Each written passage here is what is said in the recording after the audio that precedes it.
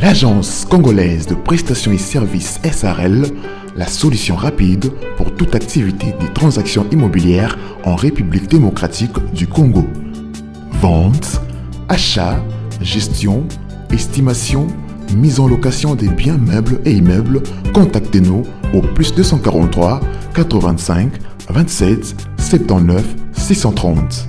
Vous avez une parcelle à vendre, un terrain, une villa, une concession, un bureau et un appartement à vendre ou à louer, contactez-nous au +243 85 27 79 630. La CPS SARL est la première société et grand... Oji mamacita, en plein ensemble, je t'ai dit je t'aime à travers les Milinga. Oji mamacita, je t'en qui de moi de nous pour t'acheter des cimasa. Oji mamacita, en plein ensemble, je t'ai dit je t'aime à travers les Milinga. Quand je pense à toi, je suis pas allé, je suis BG encore. Tu t'en fous de mes reproches et de mes erreurs qui sont moches. La bonne j'arrange mes souvenirs dans la rue, je deviens rage. Quand je suis dans le bloc, bébé avec je pêche. Oji mamacita, tu es qui de moi de nous pour toi, je t'ai des... Mbote libota nanga mbote na biso awa toza na makadam Toyota lupang oiza en face na biso awa donc tozo pusana vidéo oyo eza vidéo ya kala parce que vidéo ya sika ezali tozongisa yango lisusu lobi ndenge ndako ekomi sika ndenge makamna se salamaki dans ndako oyo tomona en face na biso so leki ndako ya mukia jaune place ndako oyo batola bien bandi donc awa toke nango ti place maison commerciale oyo et mona na pembe ezali na droite wana donc place soukeli nde epesa biso 22 mètres donc largeur côté portail epesa biso 12 mètres et demi donc le pont Toyota leza 12 mètres et demi sur 22 na macadam donc to ande na prince le pont yango oyo bat ba oteka donc moyen to sala makambo belé zate to awa donc voilà liboso lupango yango wana to kalate to kota na kati to découvrir nini oyo ezali na kati to nini o babombe biso parce que atona makadam donc makadam yango ezana ba appartement mo ya sika na 3 maisons commerciales na bandeli donc lupango oyo to kota na kati awa to yebara déjà que ezana 3 maisons commerciales na des appartements moko ya munene na appartement moko ya mukie donc atwana kati lupango yango yo na lobi bien oyo eza image ya kala mais image ya sika ezali donc résout réflexionnement image ya sika ezali na si tuko chaya ngolobi boko tala lisusu donc oyo eza 3 maisons commerciales au mona droite na biso awa eza 3 maisons commerciales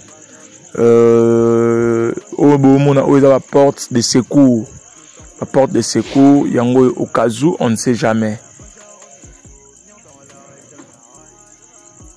donc oyo eza liboso na biso en face kuna au mona eza des appartements moko yango fara place totala oyo eza appartement ya 2 chambres salon cuisine 2 salles de bain donc oyo eza appartement oyo ba futaka 350 ou 400 $. Donc 2 chambres, salon, cuisine, 2 salles de bain. Naebi ke to kota na kati to décortiquer sointologie, to décortiquer soin ndenge zali na ba palais oyo. Donc oyo za banda ko to tunga makami ngiti. Donc bilo nzamba to saba karate ya yango yo. Donc wana na coin koto yo, oyo za en face na biso ta toilette ba visiter porte à pembe oyo. Toilette il y a ba visiteur pour tout le déporte donc au toilette ba visiteur et puis na sima na gauche kuna so koti ndako mususu ezawana il y a chambre salon cuisine salle de bain voilà ba futarango $220 donc so calculer déjà na 4 awa revenu mensuel pour na tous les ndako oyo et puis ça abiso déjà nous sommes dans les 590 comme ça. Donc et puis toi on a 3 maisons commerciales, place Ketcho Ezali, Bomona place Escalier on Ezali et à 3 maisons commerciales. Il y a bien au bafutara pe bambonga bien. Donc revenu mensuel il y a le pango au mobimba et bimsaka $850. Donc entre 850 ou $900. Donc wana nazongeli donc awa to ana commune ya Ngaliema bolimbi si vraiment pour la mort état. To ana commune ya Ngaliema quartier Mama Emo sur l'avenue Mama Emo. Donc to ana Prince awa okoza pe la capacité au sombi au liembongo ba locataire au liembongo ba locataire aller changer idée au kotonga église au kotonga onyosio omoni ko tonga. Donc les espacements bien au côté dans le baki chambre salon yangoyo et la chambre salon moro ya bien ya taille bien ya munene. Donc talara elo ba futara descend. Donc les amelo moro bien. Donc revenu mensuel yanda ku ya lupango o mobimba na ba maison commerciale toujours danger na ba $850 $900. Donc entre 850 ou $900. Donc yangonde revenu mensuel par Nengeto estimé le pan oyo. Donc voilà un peu Nenge ezali. Donc le pan oyo na ba vidéo ya kala parce que toi on a des vidéos à kala. Na ba vidéo ya kala to lobaki ezalaki prix ezalaki Nenge mususu.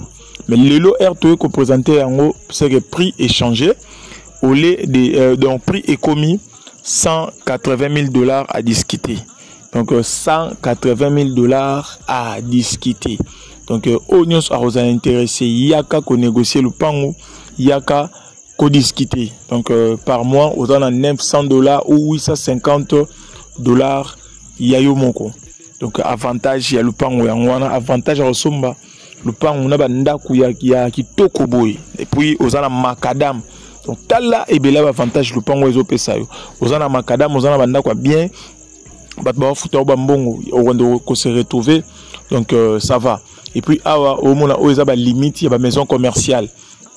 Donc ezaba limite ya ba maison commerciale oyo ezali donc et toi 3 maisons commerciales maintenant. Donc 3 maisons commerciales oyo donc chaque maison commerciale eza na ba limite nango. Voilà to linga sko to kota na ndako na appartement où il y a 2 chambres salon cuisine 2 salles de bain total là quand même. To lobi petro total nanu structure ya banda ko on a katiza ndenge nini.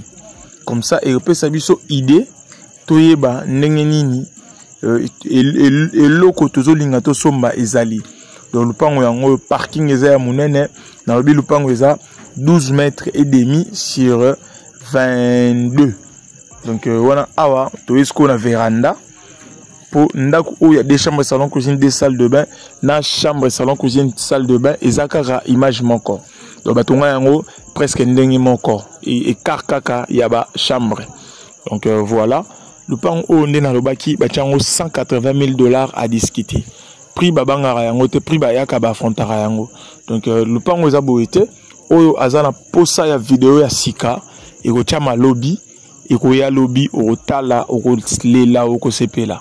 Donc awa to linga to kota na salon to kotida ko na salon. Salon yango tala niveau ya sointologie au balobara vraiment que non sointologie nde yango. Donc le pango ya soin et ya ma soin. Donc le pango ya soin tala katanda ndenge zali donc batonga yango vraiment na ba norme ya bien coup de chapeau na mutatonga ki et puis donc c'est $180 000 à discuter. Donc Onions a kozala intéressé yaka kobanga prité yaka to solo la proposer biso oyo za nango to koyeba ndenge to kosala. Donc a toi dans la cuisine yango yo et puis to kosimba biloko to ko filmer biloko vraiment ebelete tozo bima quand même mutinyo so azui idée $180 000 à discuter.